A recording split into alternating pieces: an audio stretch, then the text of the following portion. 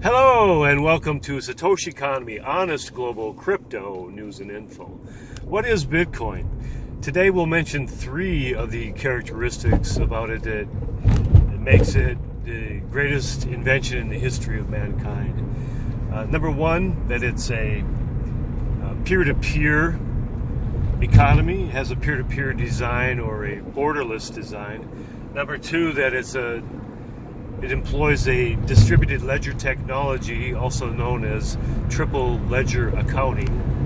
And number three, that it enables an asset-based economy where there is no debt.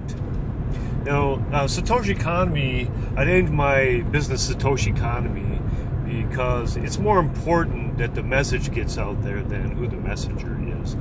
For the inventor of Bitcoin, Satoshi Nakamoto, no one knows who he is or who they are, and what's more important is that the technology is a technology that is the only technology in the history of mankind that separates military might and riches, and it does so without a shot fired. So it's a peaceful technology.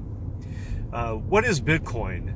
Number one, probably the most important aspect of it, or design feature of Bitcoin, is that it's peer-to-peer. It enables anyone anywhere to transact with anyone anywhere. It has no borders. I could transact from the United States of America and send money to the United Arab Emirates, and I can do it without permission. When you think about that more deeply, it's game-changing, it's history-making, and it's monumental.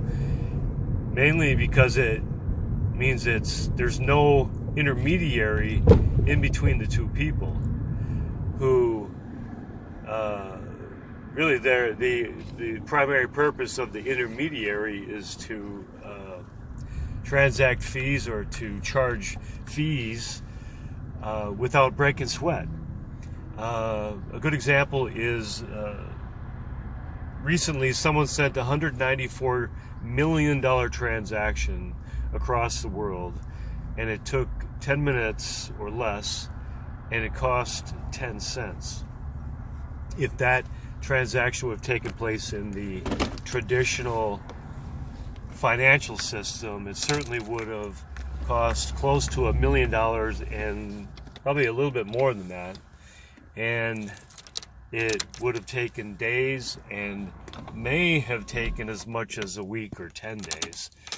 And so a great feature about Bitcoin is it has to do with freedom. I mean, what is one huge aspect of freedom? It's that there's the freedom of forward momentum. For a transaction to take days, it really interrupts someone's forward momentum. If it takes 10 minutes or less, it's really instant or instantaneous. So it's a huge feature about what peer-to-peer means. One thing I was going to mention about the iconic front page of Satoshi's white paper, it simply states Bitcoin, an electronic peer-to-peer cash system. And so that cash system is peer-to-peer. Number two, the distributed ledger technology that it employs. It has a triple ledger accounting design to it. And the reason why that is so game-changing, when you look at the evolution of accounting or the processes of doing business throughout the ages, you look back prehistory or early civilizations, there wasn't even an accounting system. You just transact with someone who you were acquainted with or had a relationship with, who resided in the same area. For example, if you had 10 shells and you go to a farmer, say, hey, I'll trade you these 10 shells for that bag of corn. Okay, cool. Well, even the shells themselves are in one very real way, an accounting system. If I have 10 shells in my hand, I can look at them as a representation of perceived value, say, okay, and I can think about what those shells can, what I can buy with them. But when in a particular area, let's say I go to my farmer friend and say, here, let me have that. I'll trade you the bag of corn for 10 shells, but I'll pay you on the 1st of next month. Well, the farmer would then say, okay, sure. He'll write it down. Boom. Single ledger accounting is born. Well, when markets got larger or more regional, then I'm sure what happened is that there were some bad actors, some people motivated by ill-gotten gain, and they would, instead of writing down, okay, that person owes me 10 shells, or, oops, 11 or 15 or 20, so then is born the need for dual ledger accounting. One entry of the ledger on my side and one ledger of the entry on your side. So if there ever became a disagreement between the two parties, we could try to resolve it based on the ledgering.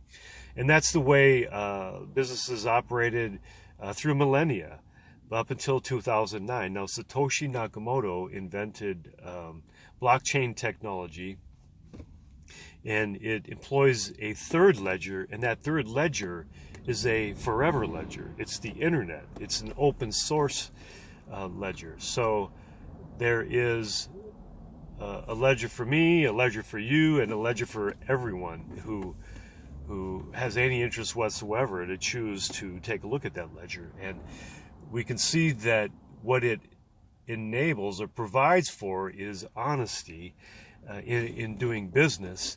And with two people doing business, when they're aware that there is also another level of accountability, it really promotes honesty and is good for promoting that.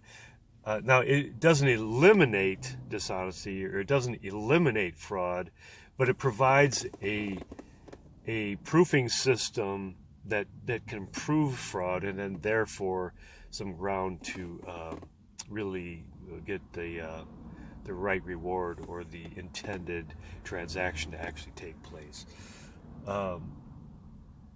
Third is the aspect of it's an asset-based economy. It's one way that I like to describe Bitcoin is simplistic and sums it up very briefly. It's the first currency without a king. And Bitcoin, since it transacts in real time and with real value or real perceived value and transaction of goods and services,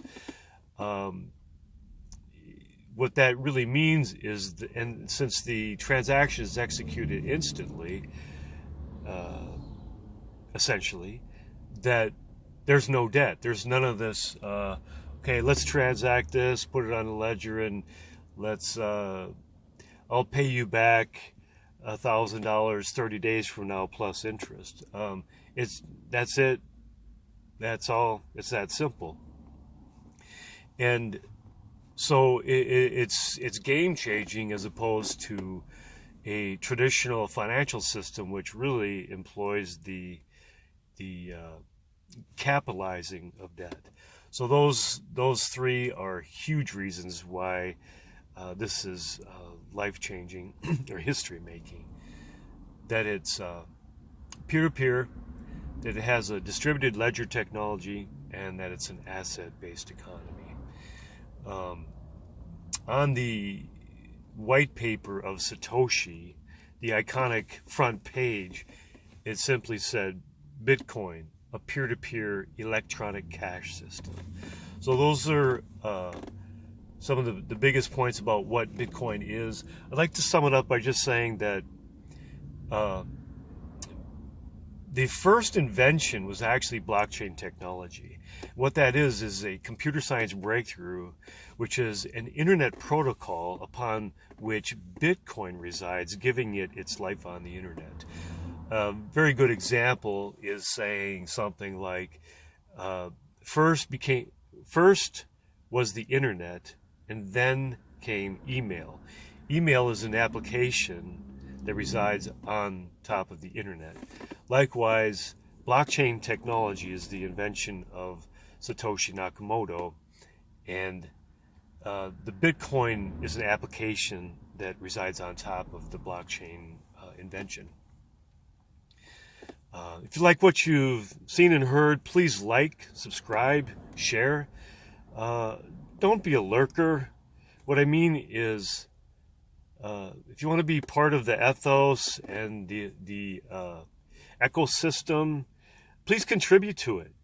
And if you click on the blue planet there and like, subscribe, and share some things that you've heard that you have benefited from, please do that. It really helps me to get the word out. I'll appreciate it very, very much. And until next time, peace.